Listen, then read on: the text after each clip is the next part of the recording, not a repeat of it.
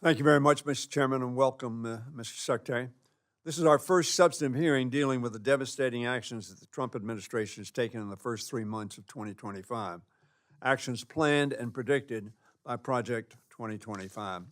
I look forward to having more such hearings with other agencies under our jurisdiction, especially the principles of DOGE, OMB, GSA, and OPM, which are having such profoundly negative impact on our country.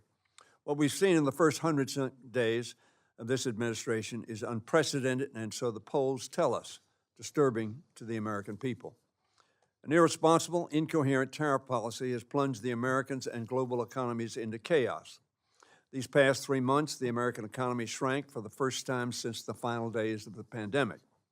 The stock market fell more in the first 100 days of the Trump administration than in the first 100 days of any presidency in the past half century. Consumer confidence is at its lowest since May of 2020, the height of COVID-19. That uncertainty has also rattled the bond market, with investors dangerously starting to doubt the full faith and credit of the United States. Most importantly, Americans are hurting. Families see their costs going up. Retirees watch their life savings losing value. Small business owners and farmers risk going under as they struggle to navigate ever-changing tariffs. Our economy is in chaos, and so I think is our government. Donald Trump, Russell Vought, and Elon Musk are orchestrating an illegal purge of our federal employees. They clearly had a lot of ideas on how to remove these people and dismantle these programs as quickly as possible. Sadly, they had no clue, in my view, as to the devastating consequences of their actions on our country, our government, our allies, and the professionals we rely on to serve the American people. I am particularly concerned about the Internal Revenue Service, which has been severely understaffed and underfunded for decades.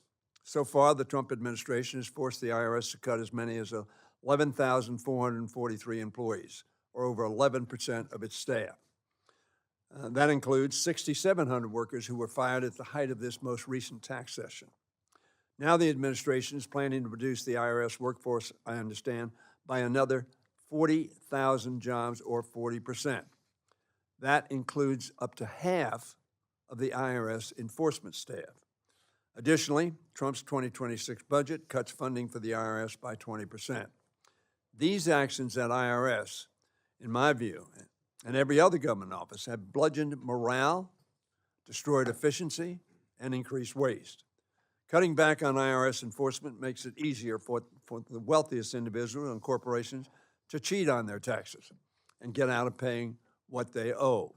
That, of course, increases what others pay and explodes the deficit. As the President and congressional Republicans undermine the ability to enforce our existing tax code, they are also pursuing massive tax cuts for the wealthiest among us. Furthermore, DOGE operatives are rifling through IRS databases that contain Americans' sensitive information, including their financial history, Social Security numbers, immigration status, and more. The story is the same across the federal government. Americans are reeling from this uncertainty in their economy and in their government. They need answers. More than that, they need an adult in the room.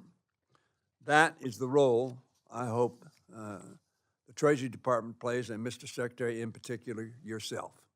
The economy and markets do not lie. We all depend on the Treasury Secretary to communicate clearly and transparently to the President, the Congress, the American people, and indeed the world. I've mentioned tariffs and the IRS, but I'm also eager to hear, Mr. Secretary, from you about our economic approach to the Russian-Ukraine war, especially in light of last week's mineral deal and recent questions about our sanctions regime on Russia. Former Secretary Mnuchin, whom I believe you know, sir, and I disagreed on some things, but we still found ways to work in a bipartisan fashion to inspire confidence in the economy.